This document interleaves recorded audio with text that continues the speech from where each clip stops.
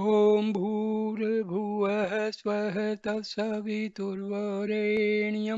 भर्गो देवस्य धीमहि धियो यो नः प्रचोदयात् ॐ शान्ति शान्ति शान्तिः नमस्ते दोस्तों today I am starting my next video on the book by Sadhu Om, A Light on the Teachings of Bhagwan Sri Ramana Maharshi. So the heading is How to Make Thoughts Subside and verse 218. All thoughts, in Sanskrit we call them as vrittis, arise only because the unreal feeling I am this body has become well soaked and firmly established in us. All these thoughts will be destroyed only if we vigilantly practice self inquiry and thereby root out the unreal feeling I am this body.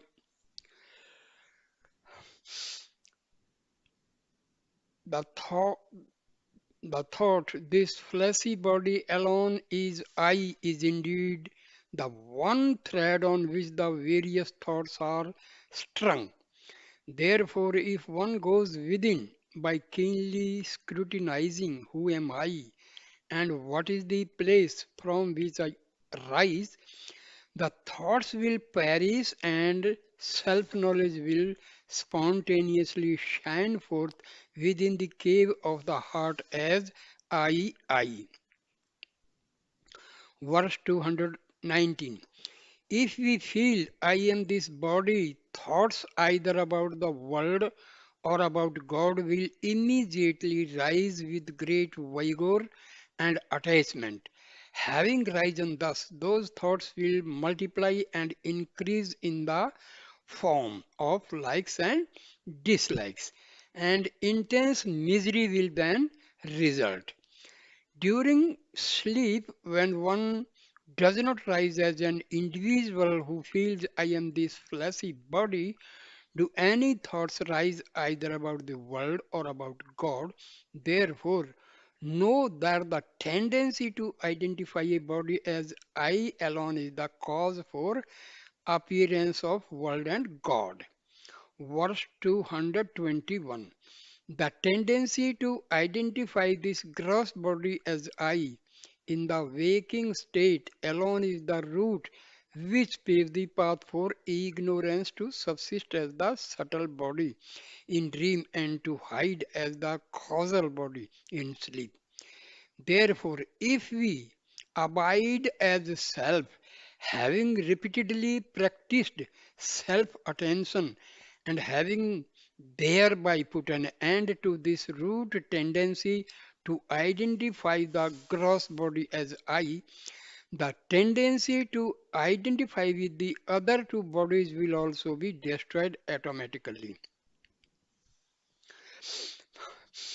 This can be compared with Vichara Sangram, chapter 1, where Sri Bhagwan says, all the three bodies in the form of the five sheaths are contained in the feeling I am this body.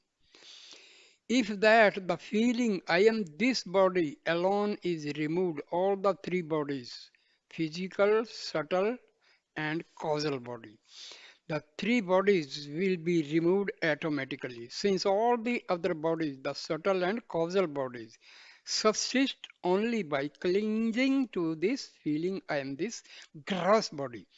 It is not necessary to remove each of the three bodies individually. See also line 27 to 30 of Sri Ramana Vachana Saram on page 230 of the Mountain Path, October 1984.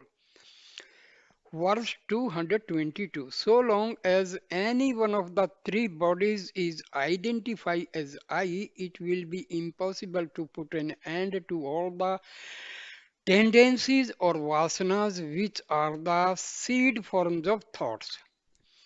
Know that in order to put an end to all tendencies, any kind of effort other than the elevated practice, sadhana of turning and attending to self will be of no avail.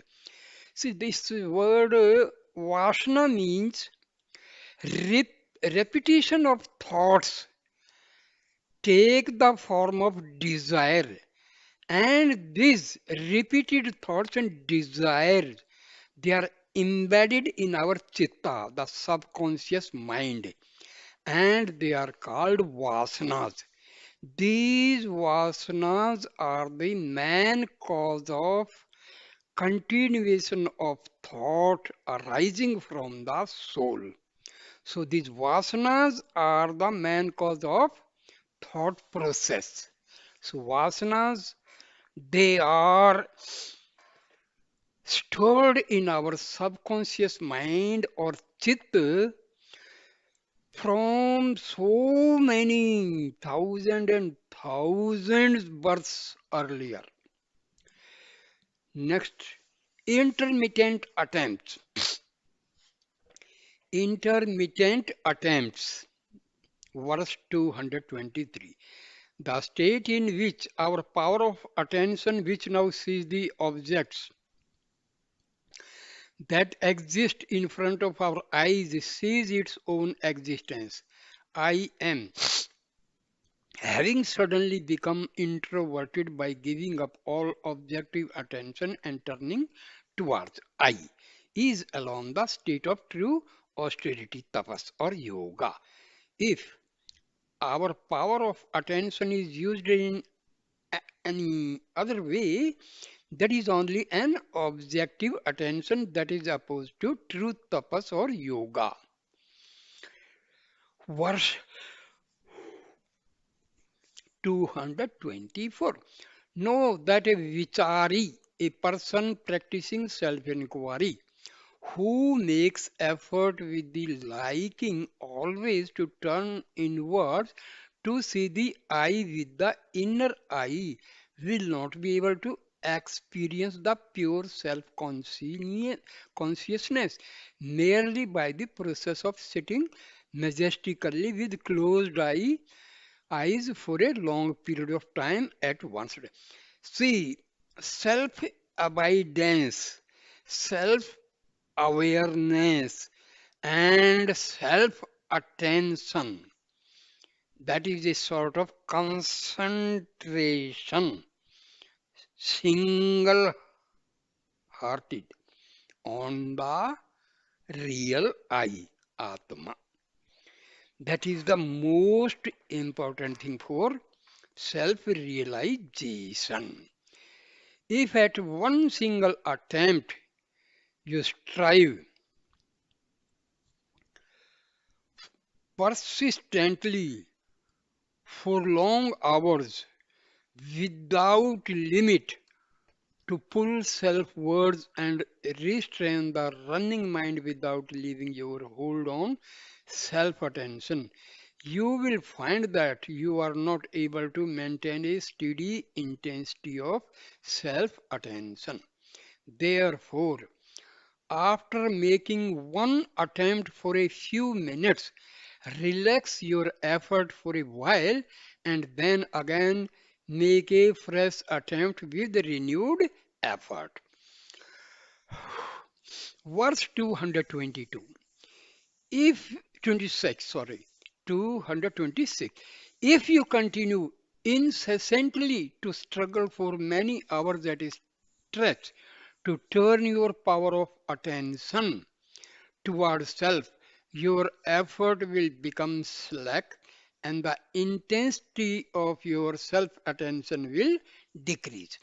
On the other hand, if you take rest as and when each attempt becomes slack, and then if you repeatedly make fresh efforts to turn selfwards with each fresh attempt, your self attention will gain an increased vigor and intensity.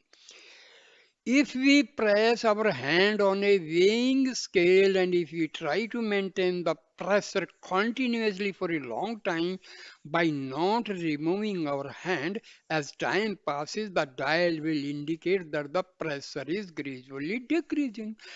But if instead we relax by removing our hand for a while, and if we then again apply the pressure, the dial will indicate that with each fresh attempt, the pressure is increasing. Similarly, instead of struggling to maintain the intensity of self attention for a long time, if we make intermittent attempts to turn our attention keenly towards self, with each fresh attempt, our self attention will gain a greater degree of intensity and clarity.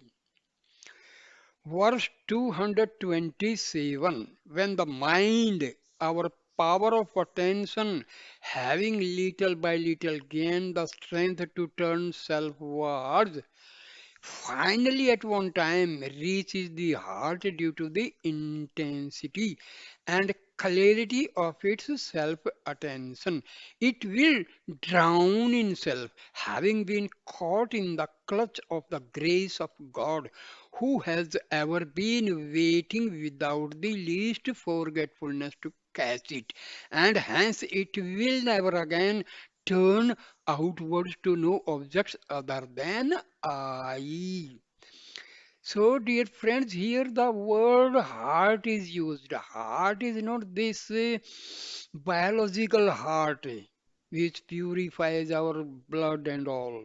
No, that heart is separate and it is called spiritual heart. The biological heart is on the left side and spiritual heart is on the right side. Further,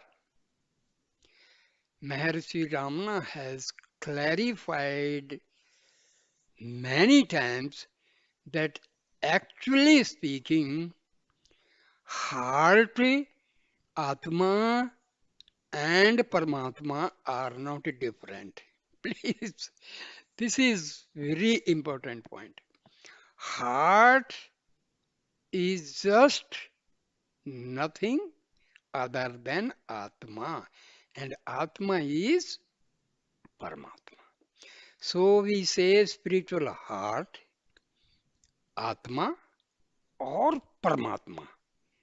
Exactly, it is accordingly non-dual, single, absolutely one Shakti, one power. You say spiritual heart, you say Atma, you say God. Exactly, the power is same. As electricity reaches our homes from the power station, so each and every home is receiving the same electricity. Similarly, our Atma is part of Paramatma. Okay. It's these things we have to keep in mind. Otherwise, this Atam Gyan, Brahma Vidya, Brahma Gyan or self knowledge will be difficult to understand. So, these, you know, basic things you should understand. Then all these verses will be clear. And in the first hearing, don't worry, just hear and contemplate. Don't worry. First time you will not be understanding completely, and it is not necessary also. It's okay. First thing, increase the interest. That is the most important. You must increase your interest towards spiritual teaching spiritual knowledge. That is the most important. First, you become anxious, then take interest, and slowly, because the whole knowledge is there in your Atma, dear friends, it is there, but it is in the dormant state, inactive. Otherwise, Atma of everybody is having this knowledge of Upanishads, Vedas, Gita, and everything. Verse 228. Knowing that this is indeed the peerless divine marriage of grace, the power of attention will become settled and will attain firm abidance in self. To remain steadily established in self abidance, being firmly bound by self, in self, having known oneself to be that self is alone the state of supreme bliss. See, Hriday, Atma, Brahm, and bliss. Bliss is the name of God, Anand. And the very nature of our Atma is bliss. When a person realizes the self, he remains 24 hours immersed in the bliss. This bliss is eternal. Heading is watching the breath. 42nd. See the source of prana, source of mind is our soul, our Atma. Please try to understand this. If one takes to self-attention, the practice of keenly observing only the consciousness I, then one need not perform any other practice sadhana. But let those who cannot take to this practice of self-attention from the very outset practice for a short while either repetition of mantras, japa, or watching of the movement of the breath, and then let them give up all such practices and cling only to self attention. See, watching the breath, it is the preliminary practice because finally it will reach the self process of self inquiry. Verse 230. The path that Sadguru Sri Ramana was for 54 years repeatedly teaching to us for our salvation was only this primary practice of self-attention. Know that the practice of watching the breath was only one among the hundreds of thousands of other methods that is taught so as to guide on the path towards salvation. Even those people who are not ready to come to the path of self-inquiry, which alone was his principal teaching. Refer to verse 208 and 209. Verse 230. For those who attend keenly to both the inward going and the outward coming movements of the breath, the length of both these movements will decrease, and within a short time the breath will be rising and subsiding only within a very slight manner. If they attain the state, it is a sufficient sign to show that the agitated activity of the mind has decreased. Therefore, at that stage, let them give up attending to the breath and let them attend instead only to the self. Verse 232. If you fix your attention upon the one power within you, which is experienced in the form of the effort that draws the breath within and then pushes it out, then retention of the breath, kumbhaka, will be attained without difficulty or strain. Verse 233. But if you think that effort of yours to be something other than I, no benefit will be gained from the retention, that is kumbhaka. And even though you understand this effort of yours to be only yourself, if your attention does not cling to that first person conscious I, know that even this practice will only be a buffoonery. Verse 234.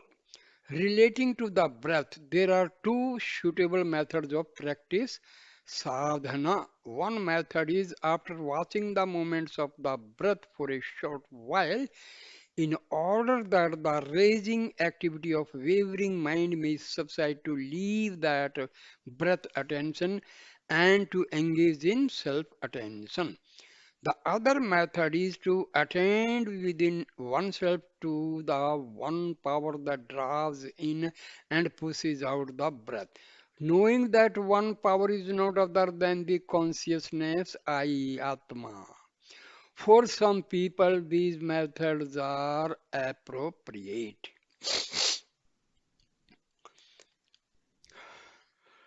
Verse 235.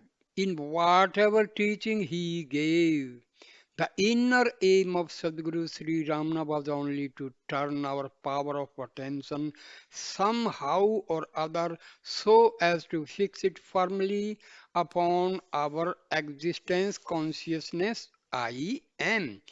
If you ask why this is so, the reason is that God, the original reality, exists only as the first person existence, and hence he cannot be seen as a second person, an object other than I. Next, heading 43rd, self inquiry and other methods of practice, sadhana. Verse 236. For those who listen and pay heed to what Sri Ramana Bhagwan has said, the path of self enquiry is very easy. Only to those who ask, what is this path? What is that path?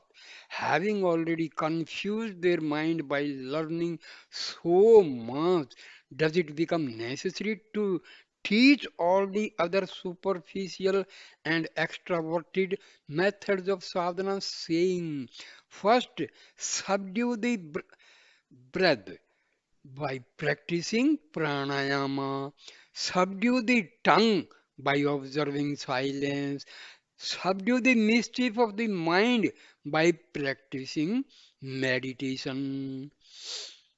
Verse 237. From the mouth of Sri Ramana Bhagwan, words sometimes arose as if commending other methods such as watching the breath or japa. This apparently was in order to shut the mean mouth of bystanders, those people who were attached to the practice of traditional yogic and Vedantic methods of sadhana, by giving them no room to find fault, saying Bhagwan has set aside all the ancient methods, showing complete indifference to them. Verse 238. If the mind practices anything, any one thing, incessantly, it will naturally gain one pointedness in that one thing. However, rather than any external object, the first person consciousness I is alone the most worthy thing for the mind to have as the target of its attention. It, is it not? By taking any second person object, such as the movement of the breath or the right side of the chest, as the target of its attention, the mind will attain only state of temporary absorption in that object. Verse 239, the state in which the mind, by the strength of practice, abhyasa bala, abides or immerses itself in the attention to any second person object, however exalted that object may be, is only a state of temporary absorption of the mind, manolaya. This is temporary. Some people, take this manolaya, the final stage. That is manonasa.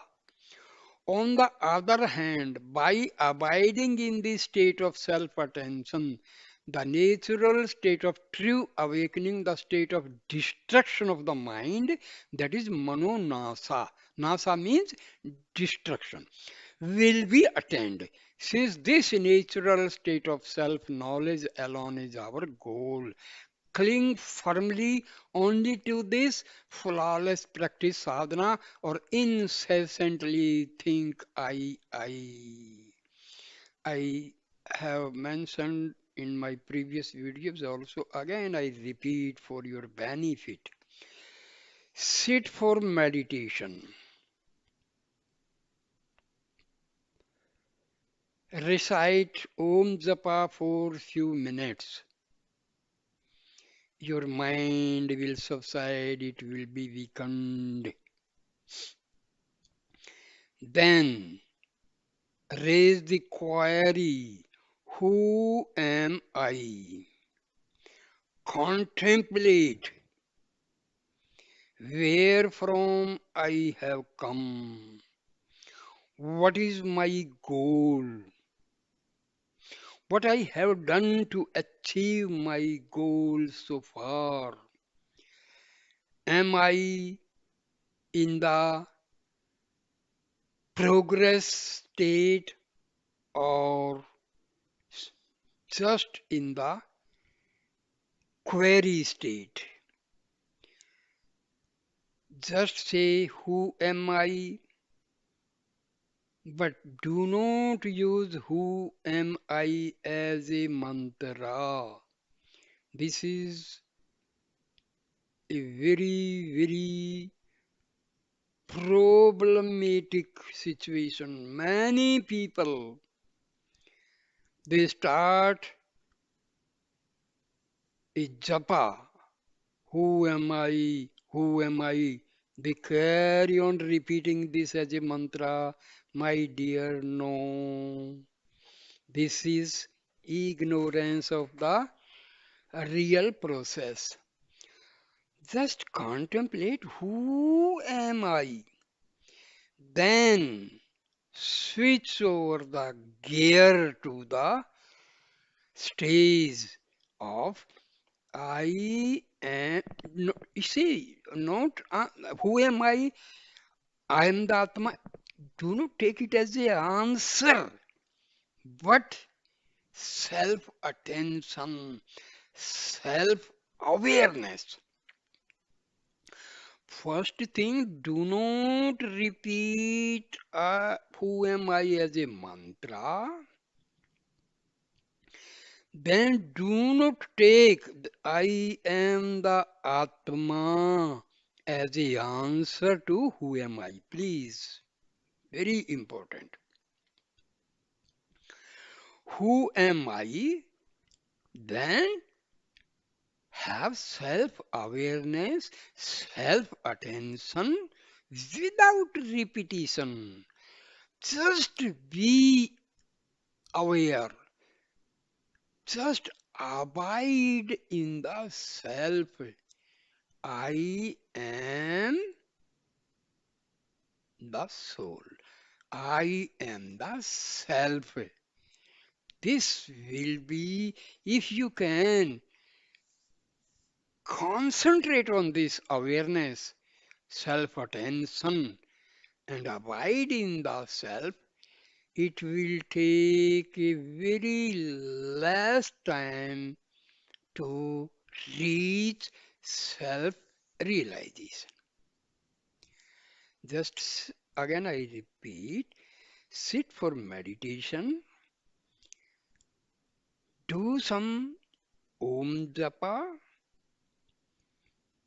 then s- ask yourself, who am I?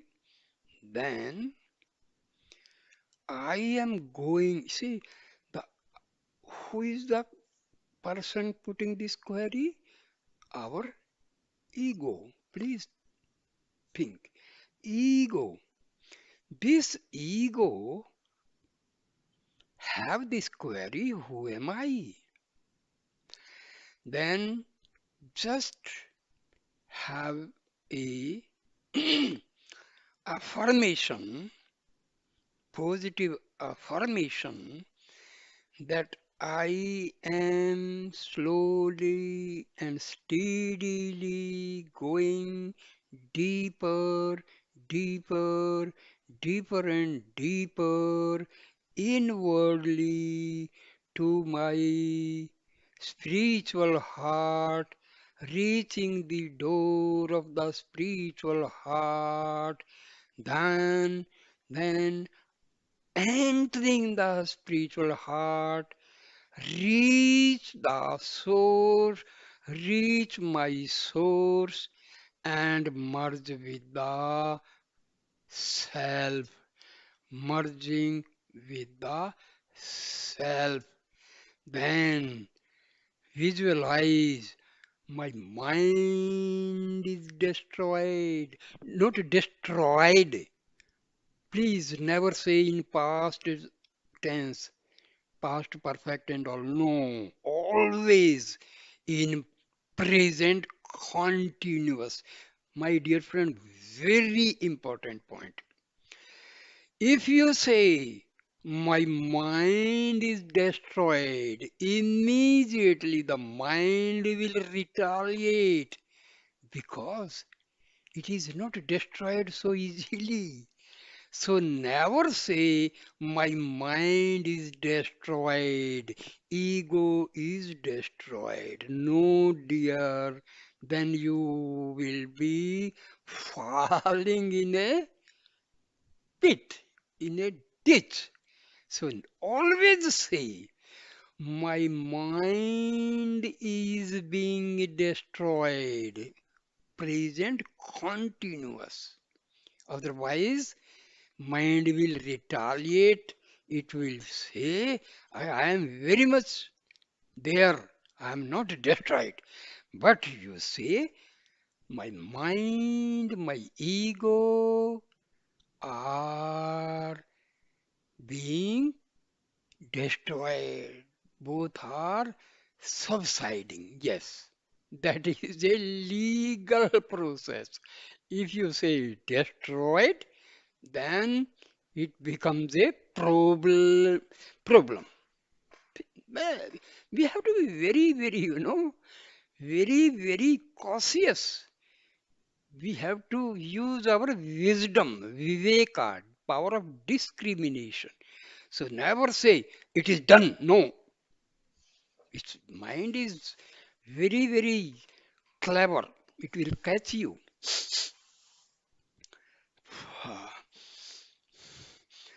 Verse 240.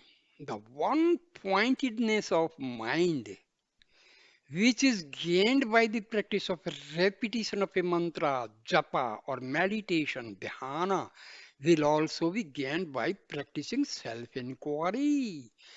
But in a very easy manner, without the need of any restriction or restraint, such as those that are to be observed while practicing other methods of practice sadhana, rather than the common existence consciousness I am, which is always experienced by all people. What more worthy and easy target of attention, dhyana, laksana is now needed. Verse 241. Whatever kind of person they may be, everyone says, I am, so that obstacle can there be for anyone to attend unceasing, unceasingly to that self-consciousness I am. Therefore, without giving room for an iota of doubt, attend with love and joy only to your own being. Next is, why is practice difficult? This is 44th heading. Why is practice sadhana difficult? Verse 242. When we are lacking in earnestness or faith, Shraddha, whatever practice sadhana we may take to will appear to be equally difficult. But if our earnestness is firm and one pointed, no sadhana will be felt to be difficult, and without any aid, we will be able to remain firmly established in the state of self abidance. Self abidance means leaving all the thoughts aside. Just concentrate. I am the self. This is known as self abidance, self awareness, self attention. Self abidance, self awareness, self attention. Verse 243. Where there is a will, there is a way. That is, if a sincere liking to attain something arises in one's heart, a path whereby one can attain it will also be found, and because of that liking, one's mind will unceasingly seek the goal until it is attained. Only when the liking to attain that goal does not truly arise in one's heart will experience difficulty in the practice sadhana or means adopted to attain it. Know that this is the secret underlying all methods of practice. Verse 244. To the extent to which one approaches and lives close to true devotees, to that extent will the liking arise in one's heart to attain salvation, the real goal of human life. By having more and more association with such true devotees, that liking will gradually increase until finally one will attain salvation by abiding firmly in self. Heading is love for the state of self. 45th heading. Verse 245. By great love for the fourth, the state of mere being, the natural state of self, which is known as Turiya or the fourth state, we can go above, transcending the three states of waking, dream, and sleep. By means of this Turiya state is attained when our thoughts stop arising from the self. By means of that, that is also known as superconscious state. There are no thoughts, thoughtless, complete silence. Silence means no rising of thoughts from the Atma. By means of breath control and so on, the transcending of the three states will not happen. Is it proper to investigate illusion? That is it proper to seek to attain the state of self by breath control or by any other such effort involving an attention to second or third person object, which are products of illusion, that is Maya? Heading is gaining one pointedness in self. Serial number 46. Verse 246. For whatever thing a liking or love arises in you, upon that thing your mind will certainly gain one pointedness, because such is the nature of the mind.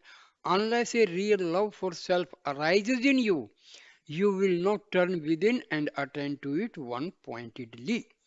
Instead, you will always be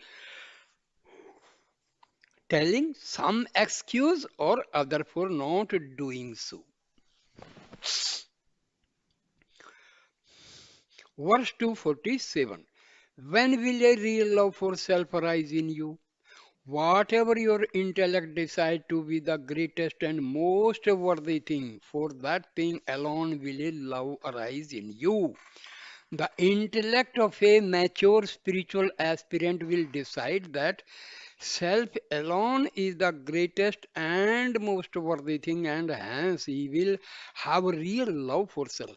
But to the intellects of immature people, the objects of this world alone will appear to be great and worthy to be attained, and hence their desire for those objects will constantly be increasing. Verse 248. When will the intellect decide that self alone is the greatest thing? The intellect will esteem something as the greatest according to its decision as to what is eternal and what is ephemeral. What can be correctly decided by the intellect to be eternal? Only that thing which can be decided to be real is unquestionably eternal.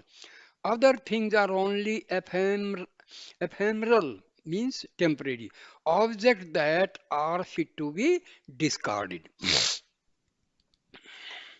Verse 249. How to decide what is real? Whatever exists always and unceasingly, whatever exists without ever undergoing any change, and whatever shines by its own light of consciousness without depending upon the aid of any other thing, either to know it or to make it known, that alone is to be decided as real, is it not? Compare Maharishi's Gospel 8th page 63, where Sri Bhagwan says, what is the standard of reality? That alone is real, which exists by itself, which reveals itself by itself, and which is eternal and unchanging. Verse 250. Existing always and unceasingly means to be deathless and indestructible. Existing without ever undergoing any change means to be devoid of a moment, achala, either in time or in space, shining by its own light, means to be the consciousness that itself clearly knows its own existence, and not to be an insensate object that is known only by the aid of some other thing. Knowing that the definition of reality is such, scrutinize and decide what is real. Verse 251. Whatever satisfies this definition of reality, having all the aforesaid three characteristics, alone is to be accepted as real.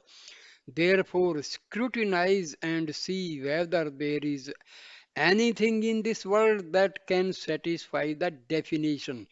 If you scrutinize carefully, you will find that every object exists for some time and then disappears, that every object undergoes change and is devoid of stability, and that every object is known only by the aid of some other thing.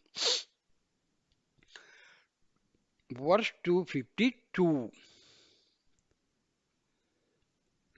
Therefore, none of the objects that are known through the five senses can satisfy the aforesaid definition of reality, and hence none of them can be said to be real. But consider yourself in the light of the three characteristics mentioned above and decide whether or not you who know those objects can satisfy this definition of reality. Verse 253. The body and world are ever changing, but your own existence is consciousness. I am that always exists unceasingly and without undergoing any change. Is it not? Did you not exist without any deficiency even in sleep, where everything else had become non existent? Therefore, how can there be any other thing that is more real than you? Consider well and say. Verse 254. All the four inner organs or antahakaranas, namely the mind, intellect, knowledge, chitta, and ego, are ever undergoing change and they cease to exist in sleep. But you are always the same. You not. Did any second you exist in your sleep to know you? Who know all the objects that appear in waking and dream? You who are the one and only you alone exist alone existed in sleep. Did you not? Verse 255.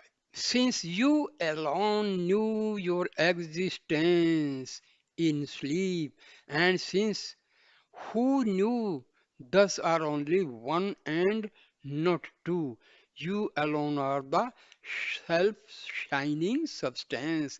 Swam prakasha vastu.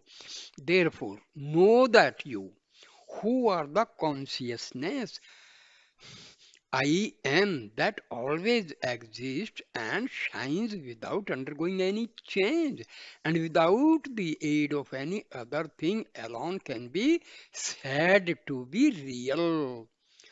Do verse 256. Do not all human beings have love for sleep? The state in which one abides as self alone, having left aside everything else. If that state of self were not blissful, would anyone have love for sleep? Moreover, is any feeling of misery experienced there in sleep? Consider well and say. Verse 257. Therefore, knowing that you, the self alone, are real, drown in your own non dual blissful existence, consciousness, and experience the state of self abidance, which is completely devoid of unreal body and mind. To experience this state alone is real duty of all good and cultural people. Know that, verse 258, know that those people who have discriminated and clearly understood that self is thus greater and more real than any other thing will surely gain true love for self. And even though forgetfulness, they will never have desire for any other thing. Verse 259. Those people who have a clear and unshakable understanding of their own reality, having thus discriminated and concluded that self, the existence, consciousness, I am alone is real and eternal, will gain unlimited love to abide as self and will thus attain the state of one pointed attention. Verse 260. When you attain the non-dual state of self-abidance, see here you have to understand the non-dual state means God and soul are not separate. Both are the same entity. God and self, Atma, are not separate from each other. That is the meaning of non-dual state of self-abidance. By gaining such one-pointedness and such unequaled love for self, you will experience the state of true spiritual discipline, tapas, in which you alone blissfully exist as the direct knowledge of self.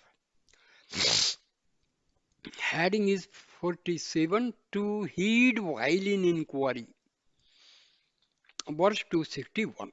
Being worried on seeing that sleep is brought about during the practice of self inquiry, do not give up self inquiry. This sleep is one among the experiences that will arise during the initial stages of self inquiry. Have no doubt about that.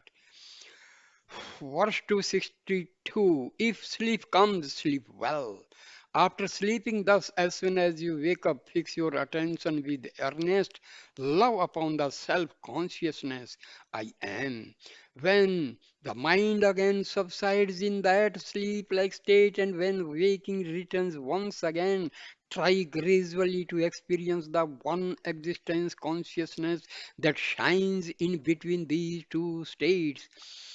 Verse 263. When you practice abiding more and more in the experience of this existence consciousness, which shines between sleep and waking, the sleep that formerly appeared to overcome you will be dispersed, and the waking state in which you identify with the body, day, and cognize eternal objects will not arise and engulf you again. Therefore, abide in this existence consciousness repeatedly and untiringly.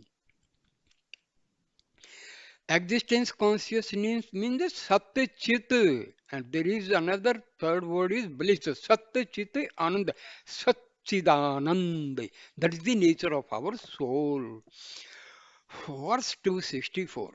Since there is the consciousness, I am, the state is not sleep. Since there is a complete absence of thoughts, this state is not waking. It is the state of existence, consciousness, or Satchit, which is the undivided nature of God or Akhanda Shiva Savrupa. Therefore, unceasingly abide in this state with great love. Verse 265. Why is it said, abide in this existence consciousness repeatedly and abide in this state with great love? Because until all the tendencies, vasanas, which drive us out of this state,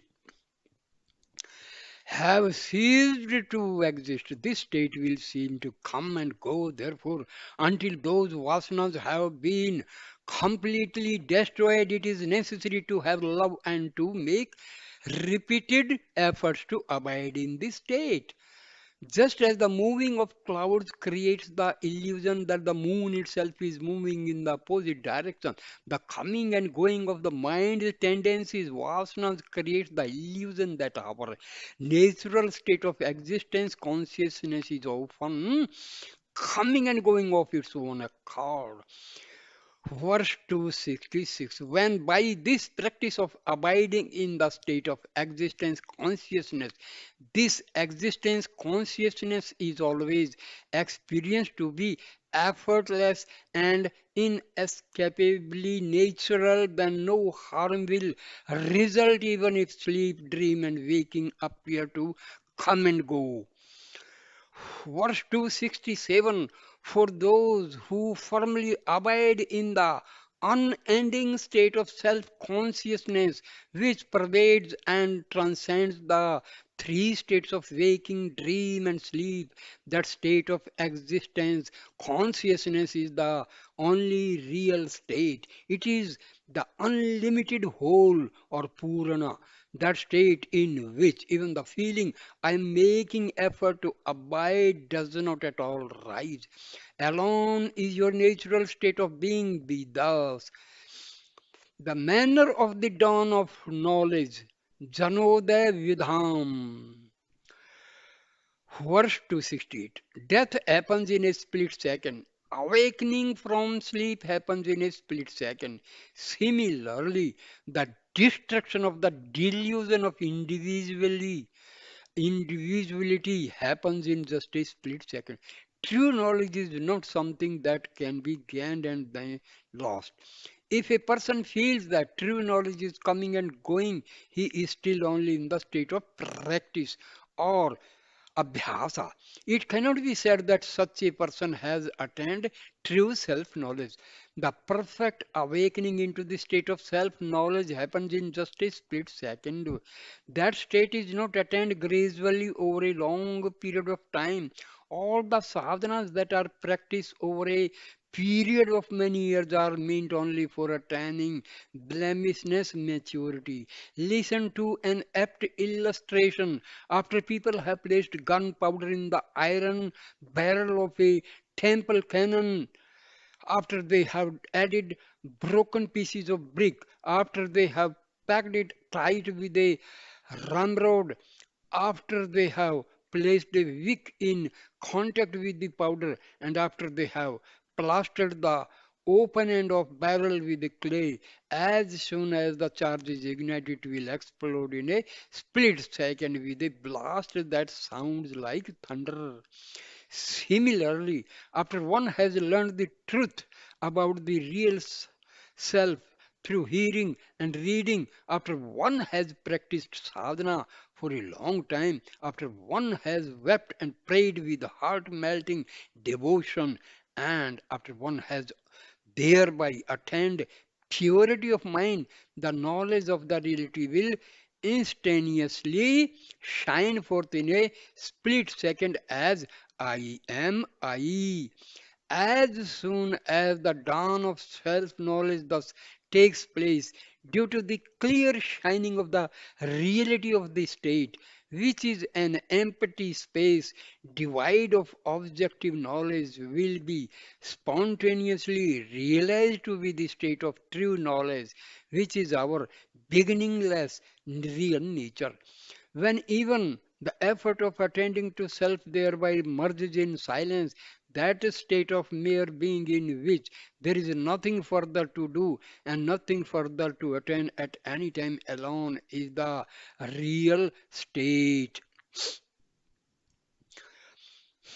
Next is 49th heading self knowledge.